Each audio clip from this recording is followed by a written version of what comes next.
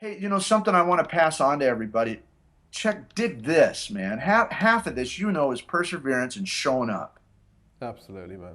Doing the Okay, and work. being a pro. So at the time when I studied with Gary, you got a half-hour lesson, right? And then after I graduated, they switched to hour lessons. But dig this, the kid, whoever this kid was, uh, before me, like at 10 o'clock, and I had Gary at 10:30. Willis goes, because I would show up with coffee for me and a coffee with cream for Gary. I'm going to take care of this guy because I'm going to pick his brain for everything I can for this next year because I paid my money. Yeah, yeah, absolutely. And out of respect and admiration for him, and he's like, hey, this kid shows up and brings me coffee. I love this kid. And he comes in and we get to play, and it was great. And so after about 3 weeks, he goes, hey, man, the kid at 10 o'clock half the time just doesn't show up. So show up at 10 o'clock, and if he doesn't show up, you can have his half hour and yours. So you were getting an hour. I was getting an hour. So I was getting an hour there, and then on Wednesdays he had open counseling, which is just Gary Willis sitting in a room with 6 chairs and 5 amps, right? Yeah. And you can go in there and just talk about anything, play anything, whatever you want to do, life, music, anything. So here's this treasure, this world-renowned treasure sitting there. And because we didn't have a required class till 1 o'clock, right, on Yeah. Wednesdays, Yeah. nobody showed up I bet you did. except me. And I was there at 5 minutes to 10 Yeah. with two coffees, one for Gary Yeah. with cream, one black for me.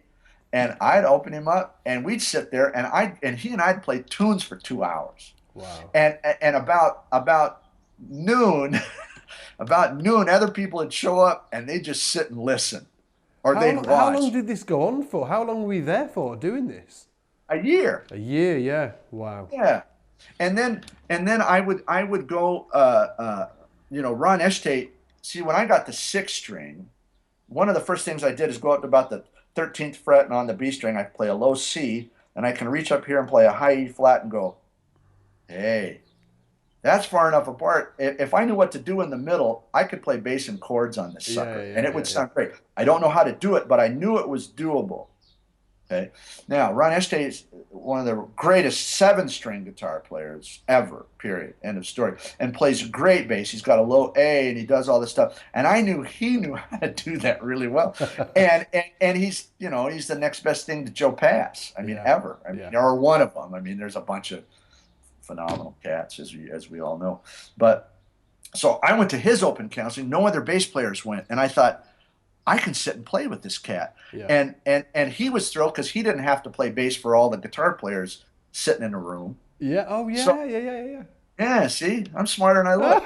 And yeah. and so I would come in and play roots and fifths and walk and play the tunes, and I could hear him doing all the stuff that wasn't in the real book, and I'd say, man, what is that you're doing? And so I showed up with my real book, a pencil, and back then a Sony Walkman, and I had a bag full of tapes. Yeah. And I just recorded all that stuff, and I asked him questions, and he was great because sometimes he'd write stuff in my book, and other times he'd go, well, man, you're Mr. Ear Training. Why don't you tell me what that is? Let's play it again. You figure it out, man. And he worked me, and I was relentless because I just showed up and I literally followed him. I was waiting for him when he came in the building, and I followed him around, and we went to class, and I buy him coffee, and we got to be friends. And I was just gonna treasure this.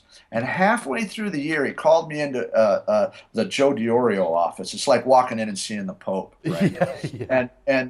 And I walk in and he says to me, he says, hey, do you think you could play like an F blues? Do you think you could play like a bass line and keep the third and seventh happening? And so we kind of fooled around with it. And he said, all you got to have is that third and seventh. That's all I really need and keep the bass line going. And I said, well, and then he did this, man. This is funny. We laugh about this to this day. He says, no, that's probably too hard. You probably couldn't do that, could you?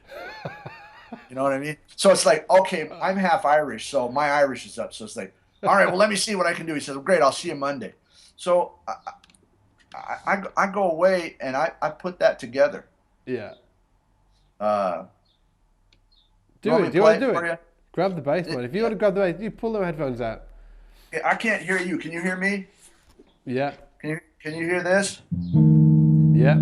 Oh, I'm thinking, all right, I got an F, and I got third, and seventh, and third, and I'm going, and so I know that it just goes okay, and there's my B flat, so I'm going, and I got to get here. You know, the coordination and seeing more than one note at a time for us bass players is just like dizzying, totally. But it took me a little while, and I kind of went so I could go root, fifth, root, and I could slide into this.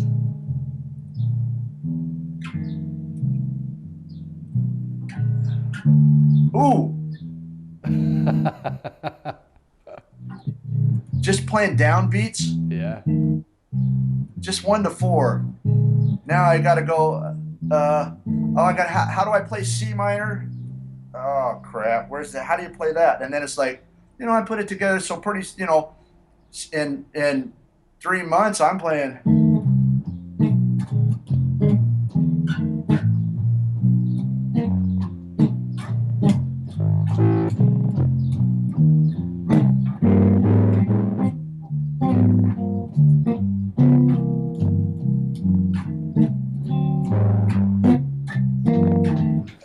And it's like, oh man. So all of a sudden, I got to working real hard on that. He's real happy, and he went around and went, good boy, good boy, good boy.